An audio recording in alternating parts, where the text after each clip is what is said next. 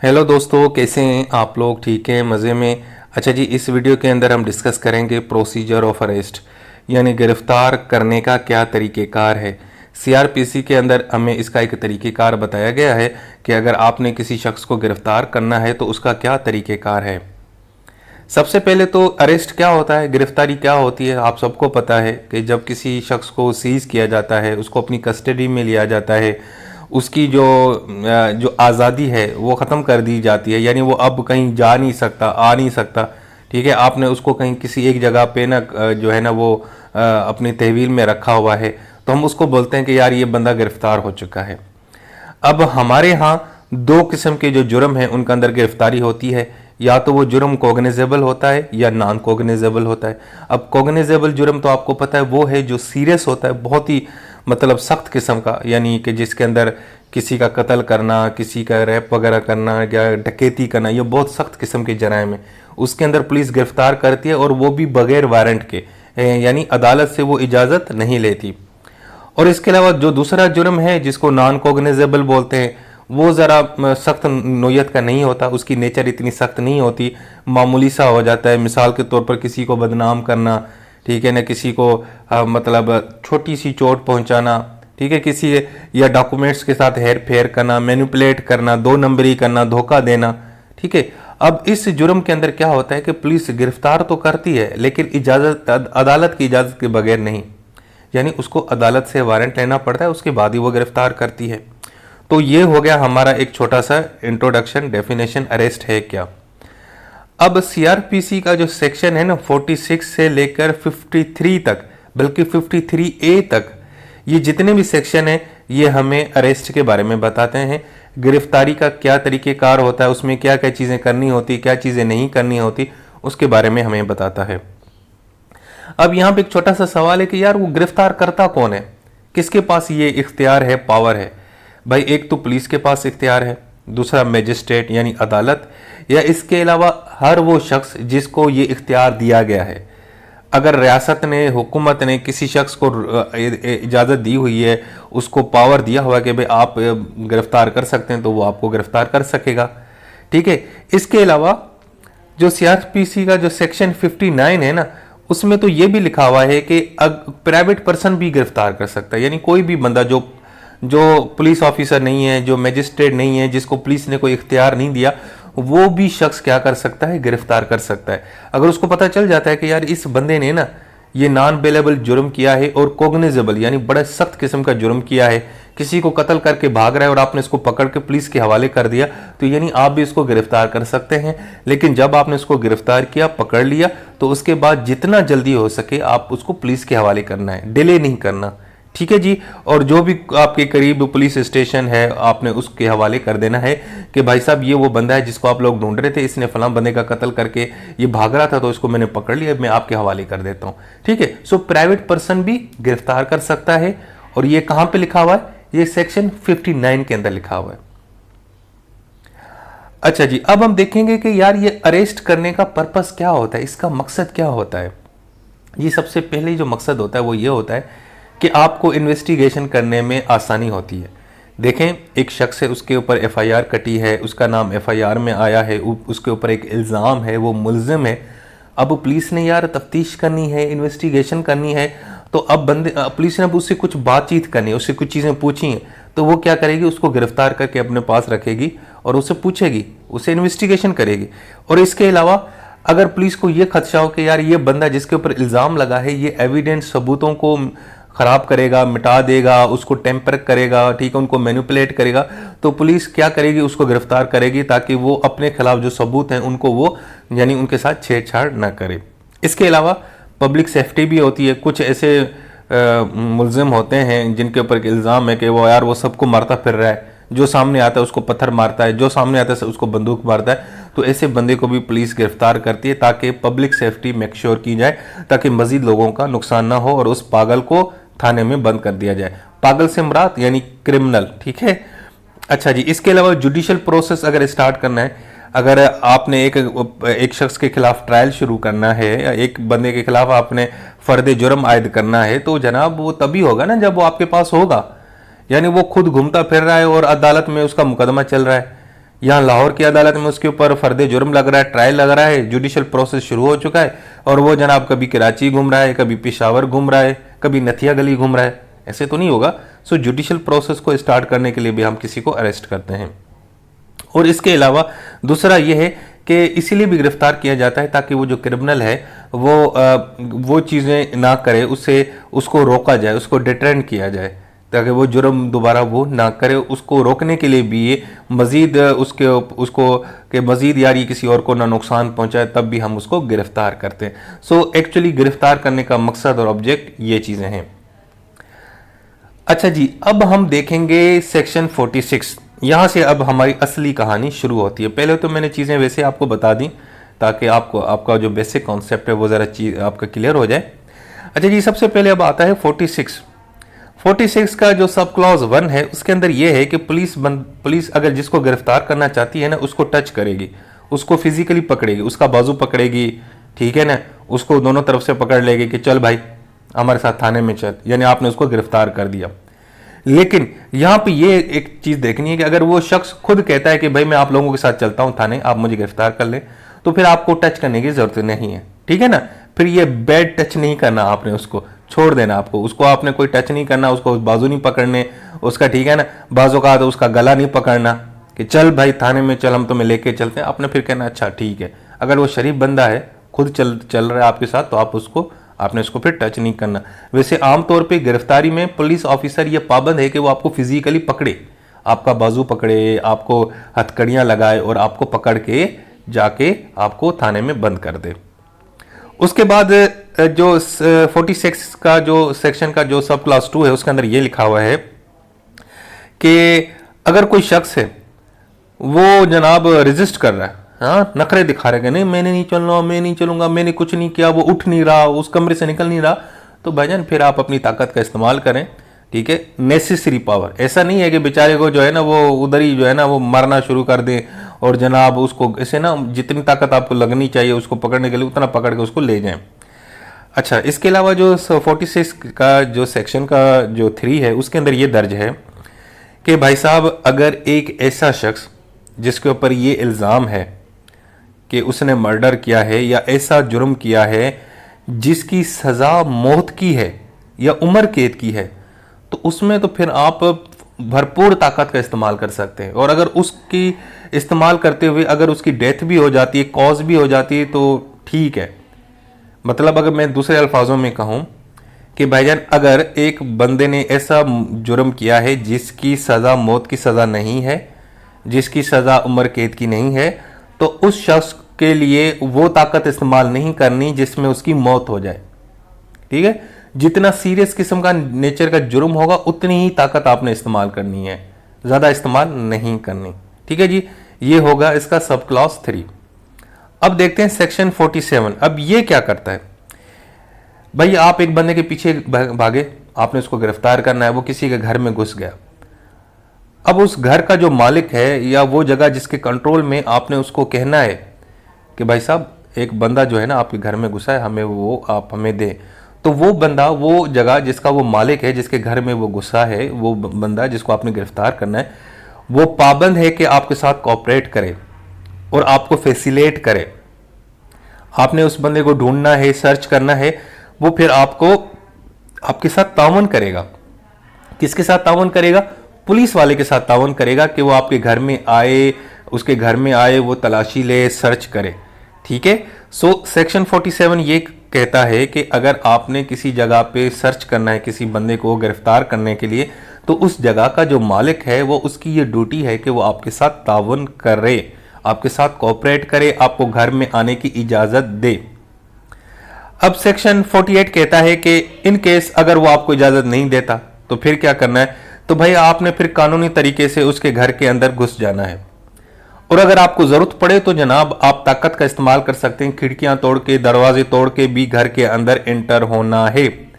लेकिन खिड़कियां तोड़ने से पहले, दरवाजे तोड़ने से पहले आपने जनाब पुलिस ऑफिसर ने उस बंदे को एक दफा दोबारा कहना है कि भाई साहब हम अंदर आ रहे हैं, हम आपको नोटिफिकेशन भी दे रहे हैं, आपको डिमांड भी कर रहे हैं कि भाईजान आप हमें घर के अंदर घुसने दें, हमने एक बंदे को पकड़ना है, हमने सर्च करना है, हमें खदशा है कि आपके घर में एक फलां बंदा मुलजिम जो है वो छुपा हुआ है, ठीक है। तो आपने फॉर्मल डिमांड करके उसको नोटिफाई करके उसी के बाद ही उसके घर के अंदर घुसना है। पहले तो वो पाबंद है सेक्शन 47 के तहत, वो आपके साथ कोऑपरेट करे, अगर नहीं करता तो भी जनाब आपने उसके घर के अंदर घुस जाना है, ठीक है जी। ये हो गया सेक्शन 48। अच्छा, सेक्शन 48 के अंदर एक और चीज है, वो ये है कि अगर एक ऐसी जगह है जहां पे औरतें रहती हैं या ऐसी जगह जिसकी जो मालिक है वो कोई खातून है, तब क्या किया जाए। तो भाईजान तब तो फिर आपको क्या करना पड़ेगा कि आपको उस औरत को नोटिस करना पड़ेगा जिसकी ये प्रॉपर्टी है, जिसका वो घर है, और आपको खदशा है कि यार इसके घर में ये बंदा घुसा हुआ है, हमने सर्च करना है। एक तो नोटिस करना है, उसको इन्फॉर्म करना है और उसको कहना है कि बाजी आप मेहरबानी करके घर से बाहर निकल आएँ, हमने आपके घर की तलाशी लेनी है क्योंकि आपके घर के अंदर एक फलां बंदा छुपा हुआ है, हमने सर्च करना है, हमें खदशा है। तो आपने क्या करना है, उनको जनाब इज्जत से आपने उनको एक नोटिस देना है और उसको आपने मौका देना है ताकि वो विथड्रॉ कर ले, वो अपने घर से निकल के अपनी जगह से बाहर निकल आए, ठीक है जी। तो ये है, लेकिन अगर वो आपने उसको मौका भी दिया लेकिन उसके बावजूद भी वो घर से बाहर नहीं निकलती, तो फिर आपके पास इजाज़त है कि आप उसका अपार्टमेंट या उसके घर में दरवाजे और खिड़कियां तोड़ के इंटर हो सकते हैं। लेकिन पहले आपने उनको बताना है, उनसे इजाज़त लेनी है और उनको फिर कहना है कि बाजी आप प्लीज़ घर से बाहर निकल के आएँ, आपके घर के अंदर एक बंदा है, हमने उसको गिरफ्तार करना है, ठीक हो गया जी। उसके बाद है सेक्शन 49। अब 49 बड़ा सिंपल है, पुलिस किसी बंदे को पकड़ने गई और पुलिस को ही किसी ने कैद करके कर दिया, पीछे से ताला लगा दिया, आप घर में पुलिस वाले आपस में बैठे हुए, अरे यार ये हमें किसने गिरफ्तार कर लिया। तो इस सूरत में पुलिस के पास ये इख्तियार है सेक्शन 49 के तहत कि अपने लिबरेशन के लिए वो दरवाजे और खिड़कियां तोड़ सकती है जो गिरफ्तार करने आए थे।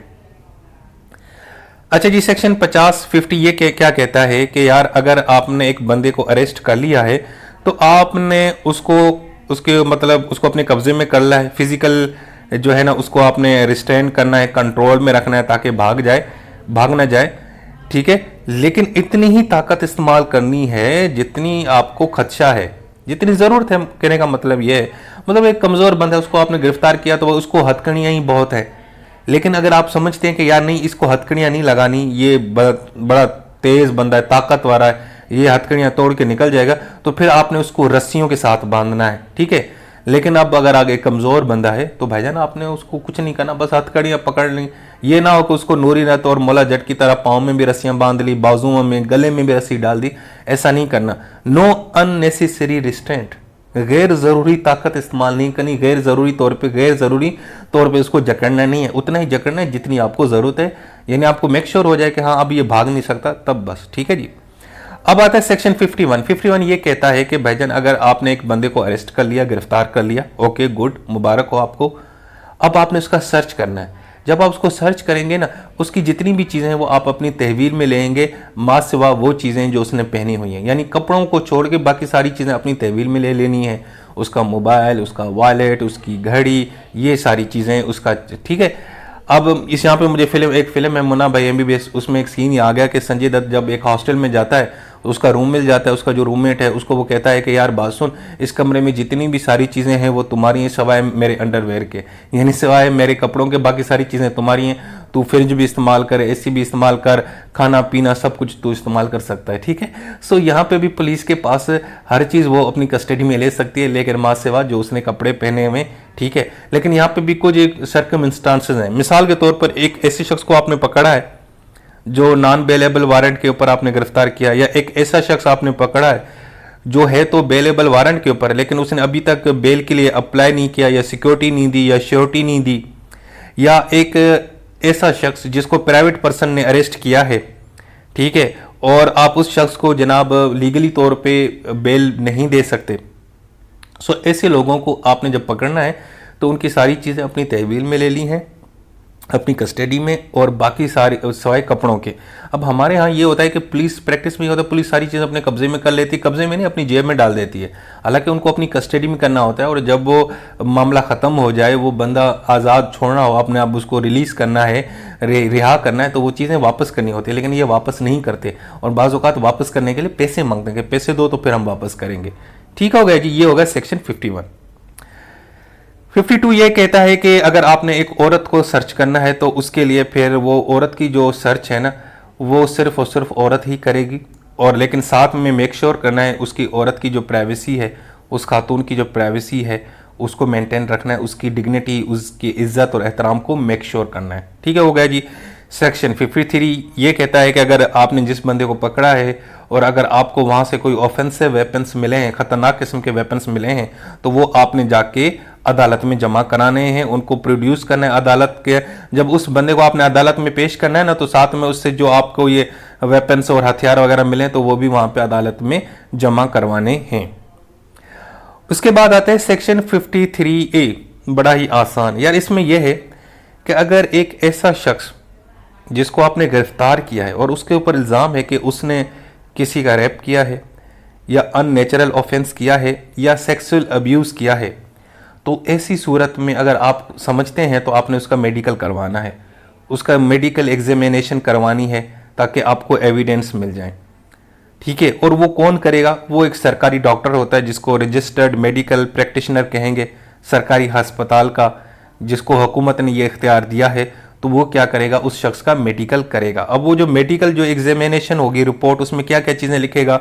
एक तो उस बंदे का नाम लिखेगा, उसकी एड्रेस लिखेगा, और ये भी बताएगा कि ये कौन शख्स है या कौन सा पुलिस ऑफिसर वो आपके पास लेके आया, इस बंदे की एज क्या है जिसका वो मेडिकल कर रहा है, साथ में उसमें से जो जो चीज़ें मिली हैं, जो भी मटेरियल मिला है उसकी डिस्क्रिप्शन बनानी है, इवन कि उसकी जो डीएनए प्रोफाइलिंग है वो भी बनानी है, बतानी है कि इसका डीएनए क्या है, और इसके अलावा बाकी भी जो भी चीज़ें आपको उससे मिली है ना, तो वो आपने सारी की सारी डिटेल के अंदर बतानी है।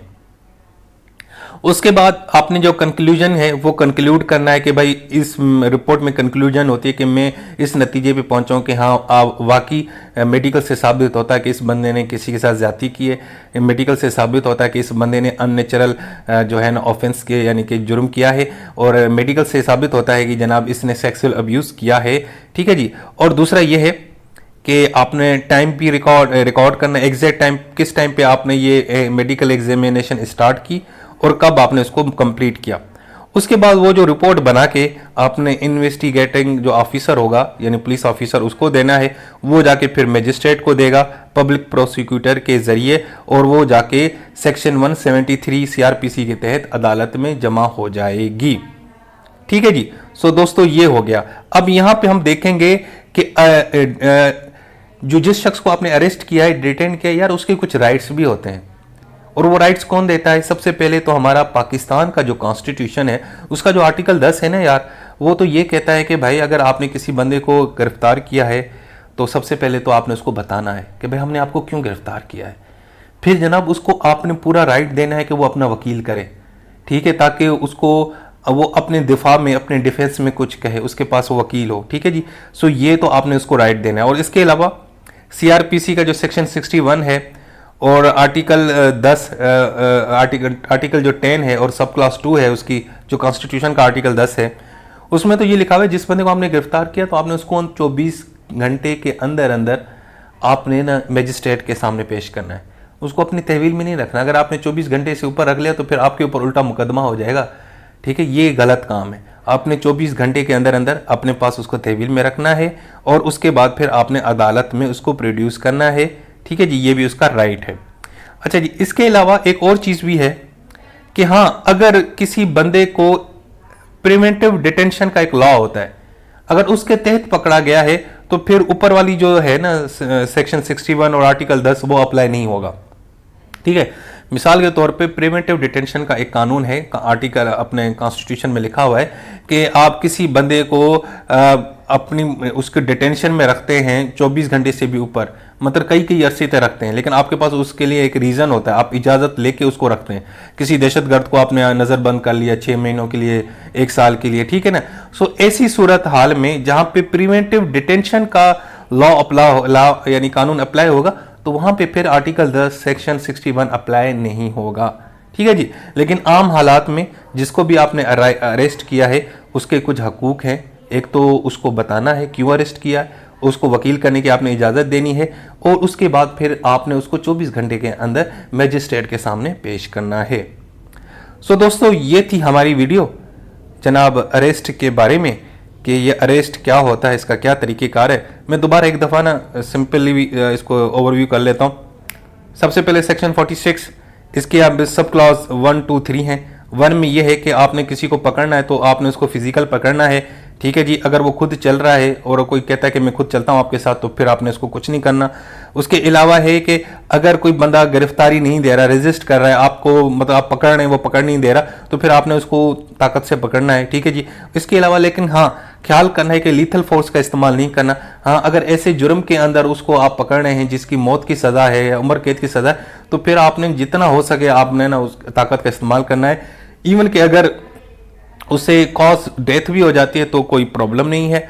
इसके अलावा सेक्शन 47 में यह है कि आप अगर किसी बंदे को पकड़ रहे हैं और उसके पीछे लगे हैं और वो किसी घर में घुस गया है, तो उस बिल्डिंग या उस अपार्टमेंट का जो मालिक है उसकी ड्यूटी है कि वो आपके साथ तावन करे और आपको घर आने की इजाज़त दे ताकि आप उस बंदे को सर्च कर सको, पकड़ सको। सेक्शन 48 में लेकिन अगर इजाज़त नहीं मिलती तो आप खिड़कियां वगैरह तोड़ के भी इंटर हो सकते हैं। इसके अलावा हाँ, अगर वहां पे अगर एक ऐसी जगह है वहां पे कोई औरत रहती है, उसकी प्रॉपर्टी है, तो फिर आपने उसको पहले नोटिस देना है कि जी मेहरबानी करके बाजी आप यहाँ से घर से बाहर निकल जाए, हमने किसी बंदे को यहाँ से पकड़ना है। अगर उसके बाद भी वो नहीं निकलती, इजाज़त नहीं देती, तो फिर आपने वही तरीका इस्तेमाल करना है, खिड़की और दरवाजे तोड़ देने हैं। अच्छा जी, उसके अलावा अगर पुलिस को ही किसी ने कैद कर दिया, वो तलाशी लेने गए और पीछे से किसी ने दरवाजा बंद कर दिया, तो पुलिस के पास ये राइट है कि अपने आप को आज़ाद करने के लिए जनाब खिड़कियां और दरवाजे तोड़ के बाहर निकल सकती है। सेक्शन 50 के अंदर यह लिखा हुआ है कि अगर जब आपने किसी को गिरफ्तार कर लिया तो फिर आपने इतनी ही ताकत इस्तेमाल करनी है ताकि वो भाग ना जाए, यानी गैर जरूरी आपने ताकत का इस्तेमाल नहीं करना कि उसको रस्सियों से बिल्कुल बांध लें, ऐसा नहीं। मतलब ठीक है, बाजुओं में आपने मतलब हाथों में हथकड़ी लगा ली, ओके इनफ, ठीक है जी।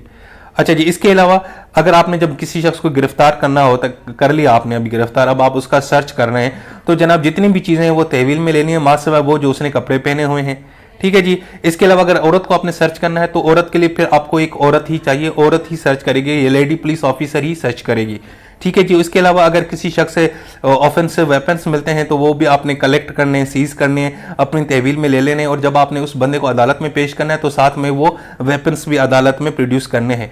इसके अलावा सेक्शन 53A है कि अगर किसी शख्स ने के ऊपर इल्ज़ाम है कि उसने किसी के साथ ज्यादती की है, अननेचुरल ऑफेंस किया है या सेक्सुअल अब्यूज़ किया, तो फिर उसका मेडिकल किया जाएगा। मेडिकल कौन करेगा? एक मेडिकल प्रैक्टिशनर होगा, यानी सरकारी जो है ना डॉक्टर होगा जिसको हुकूमत ने यह इख्तियार दिया होगा, वो मेडिकल रिपोर्ट बनाएगा, बताएगा, नाम बताएगा, कौन इसको ले आया, इसके अक्यूज की एज लिखेगा और उससे क्या चीज़ें निकली, उसके डीएनए, ये सारा सैंपलिंग या कुछ और चीज़ें भी हैं वो भी सारा निकाल के एक रिपोर्ट बना के देगा। वो रिपोर्ट फिर आप जनाब क्या करेंगे, अदालत में पेश कर देंगे मजिस्ट्रेट के सामने 173 सेक्शन के तहत, ठीक है जी। और उसके बाद फिर मैंने आपको राइट्स बताए थे अरेस्ट और डिटेन पर्सन के आर्टिकल 10 के तहत। जिसको गिरफ्तार किया उसको बताना है कि उसको क्यों गिरफ्तार किया गया, उसको फिर वकील करने की आपने इजाज़त देनी है। और दूसरा यह है कि सेक्शन 61 CRPC के तहत उसको 24 घंटों के अंदर अंदर मजिस्ट्रेट के सामने पेश करना है। लेकिन अगर किसी शख्स को आपने प्रिवेंटिव डिटेंशन के कानून के तहत पकड़ा है तो फिर ऊपर वाली दोनों जो हैं चीज़ें वो उसके ऊपर अप्लाई नहीं होंगी।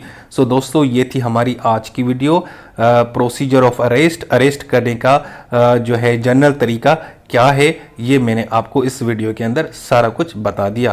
उम्मीद है कि अच्छा समझ आ गई होगी ये चीज़, ठीक है जी। अल्लाह हाफिज़।